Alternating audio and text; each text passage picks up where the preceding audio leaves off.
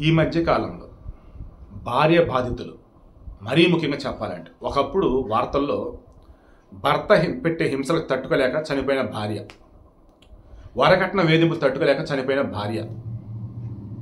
ఇప్పుడు గణేష్ గోల్డ్ తాకట్టులో ఉన్న బంగారాన్ని విడిపించి కొనబడును. సంప్రదించండి 9966651144. భరణం, విడాకులు, చనిపోయిన భర్త.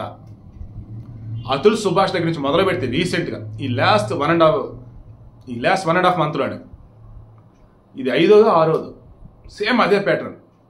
ఎందుకులే అని చెప్పేసి అటువంటి వీడియోలు ఇవ్వట్లా. తెలిస్తే కూడా కొంత మాస్ ఇచ్చే టైప్ అయిపోతుంది మగవాళ్ళలో కూడా. ఎందుకంటే క్రాస్ చెక్ చేస్తాం, మగవాళ్ళు పాపం కొంతమంది చాలా సెన్సిటివ్ వీక్గా ఉంటారు. వాడు చనిపోయి ప్రశాంతం కూడా మనం కూడా చనిపోదాంలే, వాడు చనిపోయాక సింపతి వచ్చింది మనం కూడా చనిపోదాంలే. ఒరి మీకు దండం పెడతాను రవ్వాలి, ఎవరు ఉండకండి. ఆత్మహత్య మహాపాపం. వన్స్ మీరు ఆత్మహత్య చేసుకున్నారంటే నరకంలో ఘోరంగా ఉంటాయి శిక్షలు. అండ్ మరుజనంలో మరల మీరు మనిషిగా పట్టలేరు.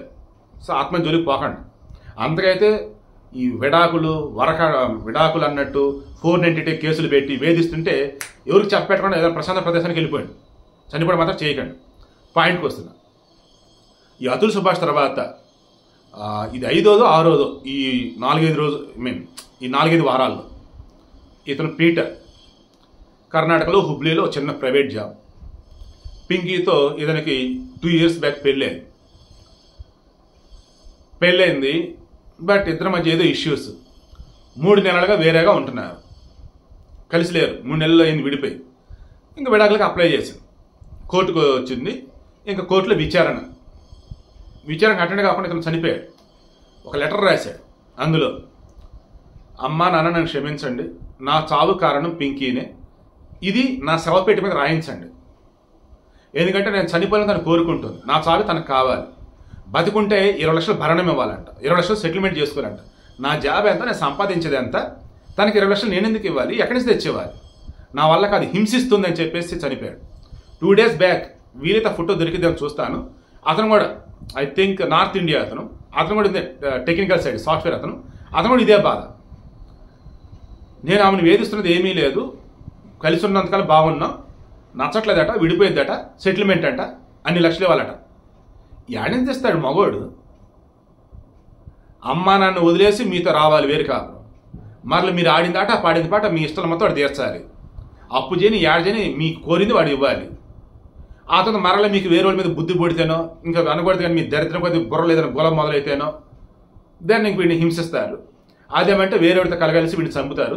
లేదంటే విడాకులు తీసుకుని వేరేడితో కులుకుదాం, ఇలా డబ్బు కావాలని చెప్పేసి వీడిని ఇంకా 492 కేసులు, దిక్కుమాలి కేసులు. మొన్న అండి నాకు తెలిసిన వాళ్ళే ఫోన్ చేసి చెప్పారు. పేరు చెప్పను, మీకు కూడా బాగా తెలిసిన అతను చెప్పాడండి, వాళ్ళ మేనమామ కొడుకంట ఇల్లరికం వచ్చాడంట. ఆల్రెడీ వాళ్ళకి పిల్లలు.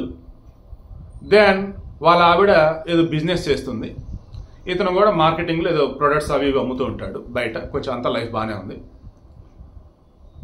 ఈమె ఫ్రెండ్ అక్కడ ఉన్నాడు, వాడితో కలిపి బిజినెస్. అయితే వీడు ఎప్పుడు పెడితే అప్పుడు ఇంటికి వస్తూ పోతూ ఇంట్లో ఎక్కువసేపు ఉంటూ ఉన్నాడు.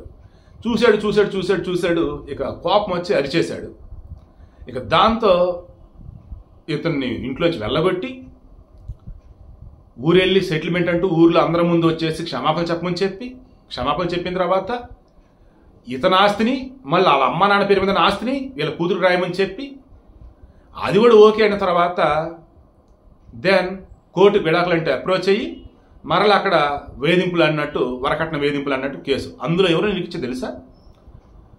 ఇంటికి ఇలా రకం వచ్చినాడు ఈడు, పెళ్ళే కూడా 16 సంవత్సరాలు. ఇప్పుడు వరకట్న వేధింపులు అంటూ ఈ పిల్లోడు వాళ్ళ అమ్మ నాన్న మీద పెట్టారు, ముసలోళ్ళ మీద పాపం. అండ్ ఈ పిల్లోడికి ఒక చెల్లి ఉంది, ఆమె ఎక్కడో ఉండేది పాపం, వాళ్ళ మీద కేసు పెట్టారు. అండ్ వీళ్ళకి అన్న వరుస ఏం కాతున్నాడంట, వాళ్ళ మీద కేసు పెట్టారు. మరి ఈ పోలీసులు మరి వెరిఫై చేయకుండా మరి ఎందుకు ఈ రకంగా అందరినీ కేసులు ఇరికిస్తారో నాకు అర్థం కాదు. మళ్ళీ ఆ మగోళ్ళే ఆ పోలీసులుగా ఉంటారు, ఆ పోలీసులు మళ్ళీ మగోళ్ళు.